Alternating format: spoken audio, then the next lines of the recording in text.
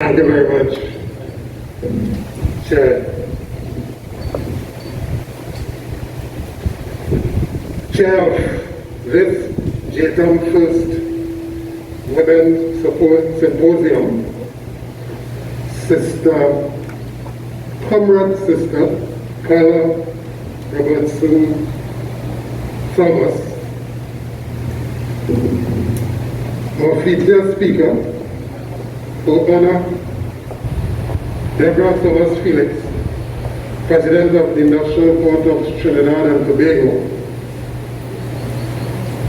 Judge of the Industrial Court of Trinidad and Tobago, for honor, Jillian Bartlett Aline, Registrar of the Industrial Court of Trinidad and Tobago, Ms. Kathy Ann Alexander Fraser, Interim Chair of JTUM's Women, Comrade Sister Sati Gajada Innes, Interim Vice Chair of JTUM's Women, Comrade Ermin Bibi, Sister Ermin Bibi, all JTUM's women leaders. In another meeting, I would say comrades all, I say sisters all. Good morning. But it gives me great pride, honor, indeed privilege to bring greetings on behalf of the Federation which I have the pride and honor to lead, that's JTUM, to you here this morning on the occasion of your first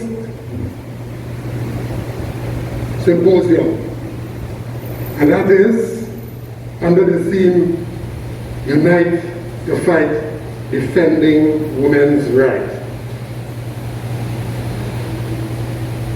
The establishment of JTUM's Women comes at a critical moment in the history of the trade union movement.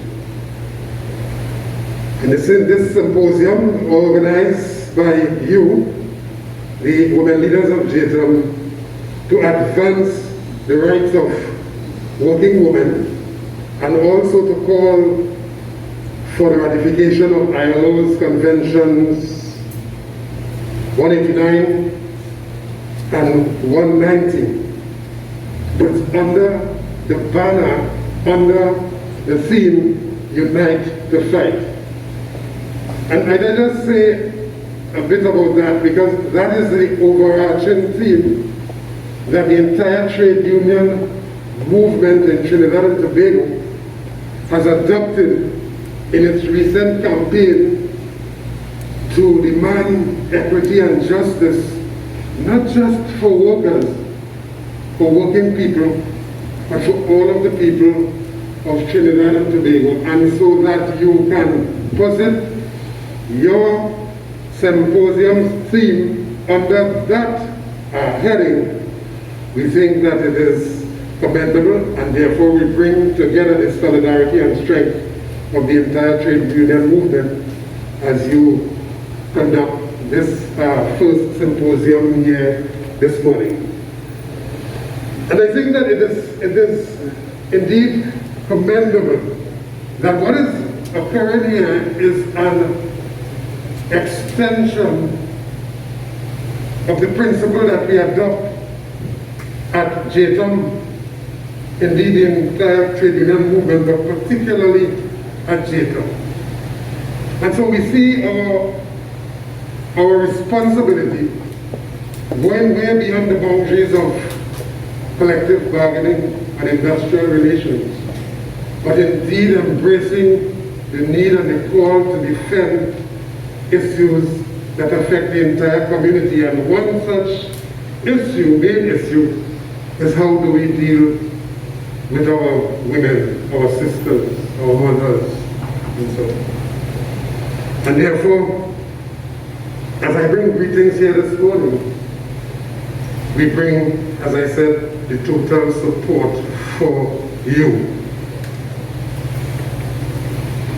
The conventions 189 and 190, those conventions, domestic C-189, Domestic Workers Convention 2011, number 189, and its recommendations 201, and C-190, Eliminating Violence and Harassment in the World of Work Convention 2019, number 190, and recommendation 206 with resolutions. Of those two conventions, I just want to point out the 189 convention, convention number 189, would have had the opportunity and span two governments, but two ministers of labor, but not just two ministers of labor, but two ministers of labor that came from labor, that were labor leaders.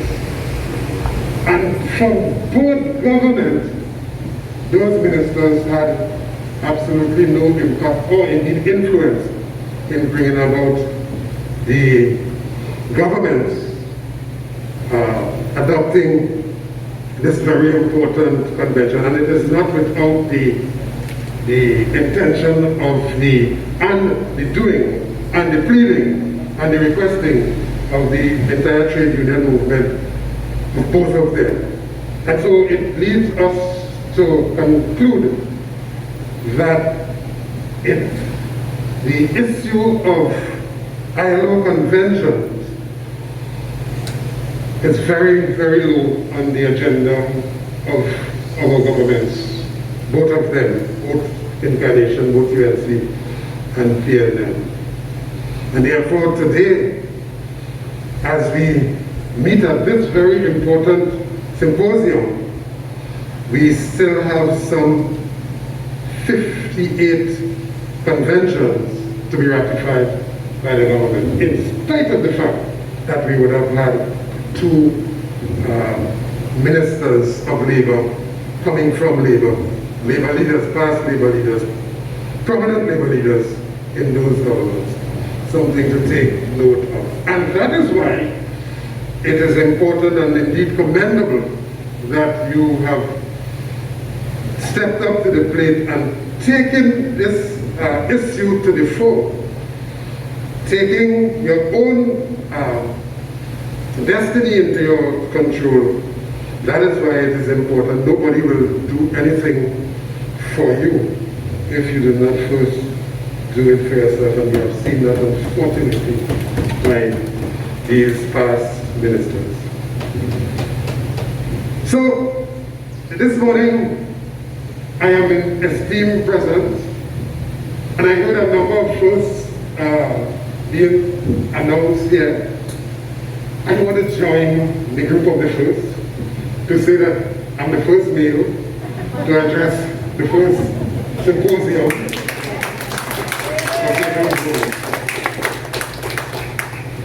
But before I depart, and as I bring greetings, I want to recognize some critical roles in the labor movement played by our women in the past, and indeed women who continue to play fundamental roles. You see, it is our belief that women must not just be tokenism, or just to make up numbers, like flowers on the table or so, but that they must be allowed an opportunity to contribute by playing a very, very critical role in the leadership of the movement. And insofar as that is concerned, I just want to bring to our attention some critical roles that women would have played in the past, that which we sometimes may not have known or didn't take notice of. But I think it is fitting at this moment to remind ourselves of the critical role women have played in the past. The recognition of warrior women of the past. I first want to this morning recognize Elma Francois, militant leader of the Negro Welfare, Cultural and Social Association, and one of the leaders of the 1937 labor riots. Claudia Jones, feminist, black nationalist, political activist, community leader, journalist, and that has been described as the mother of Notting Hill Carnival. Could you imagine that? Daisy Crick joined WTU in 1937. In 1946, she became the president of the Lumber branch, and in 1952, an executive trustee, the first woman on the OWTU National Executive, and she was not even a member of our employees. She was not even employed. Selma Williams joined the OWTU on February 7, 1938, and remained a member and supporter until her death at 93 years old. Attending every annual conference of delegates we had here until her passing. She was the president of the Women's Auxiliary and a member of the General Council of the Office Workers Trade Union. Clotilde Walcott, fearless founder and leader of the National Union of Domestic Employees. Today, governments still have not ratified the Domestic Workers Convention. Contemporary warrior women, history first that you heard them here this morning, but it's worth mentioning again, first in this era. Our sister Antonio de Freitas, first woman president of TISA. Joan Roget, first woman president of Communication Workers Union. Sati Gajada Innes, first woman second vice president of the Office Workers Trade Union. Our sister, the chair of this symposium, Colonel Robertson Thomas, first woman, second vice president of TISA. Our sister, Urban Debeek, first woman general secretary of the Contractors General Workers Union. Another one of our sister, Cassandra Tommy, first woman general secretary of the Contractors Workers Union. Shasta Alfonso David, first deputy general secretary of people. Another woman leaders of JTUM affiliates, not necessarily first, but in key leadership position. Katie Beckers, General Secretary of TUTA. Elizabeth Brown, Assistant General Secretary in the Postal Workers Union. Akiba Wilson, Assistant General Secretary, Contractors General Workers Union. Letitia Cox, Second Vice President of the Trinidad and Tobago Registered Nurses Association. Another sister or sister, Risa Ramlogan Joda, Executive Vice President of the Office Workers Union.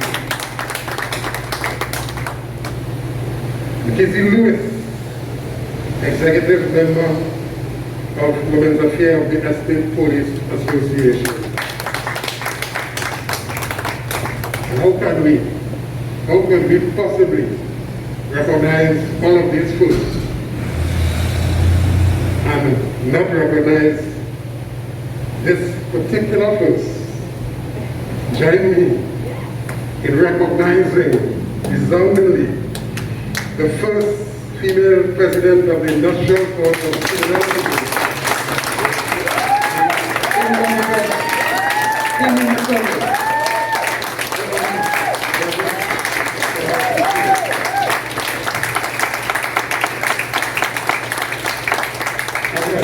Again, it's worth mentioning. We thank you for inviting me to be in your esteemed company. You know, first, it's really first time to address so many women at once. And that's good. And I have a second and a third and one opportunity to continue to do that. Thank you very much. But let me just say in closing, as I thank all of the organizers of this very important event at this critical moment in the history of the trade union movement. In case we did not recognize it, the trade union movement is under intense and severe attack. It is an endangered species. But symposium of this nature, tackling and confronting issues of this nature, only leads to the strengthening of the movement and adding to the battle cry and adding to the defense as we all come together to defend and advance the cause of working people and all of the people of our society. And so yours is a contribution not just to the members that they represent, but to women throughout. And so it leaves me to make one final call as I leave the podium here this morning, to invite all of our warrior women, all of our ancestral women fighters, the likes of which I have mentioned just a while ago, to imbue their spirit, to call on the government to ratify these two very important conventions, 189 and 190, for the sake of women in our society. Thank you very much.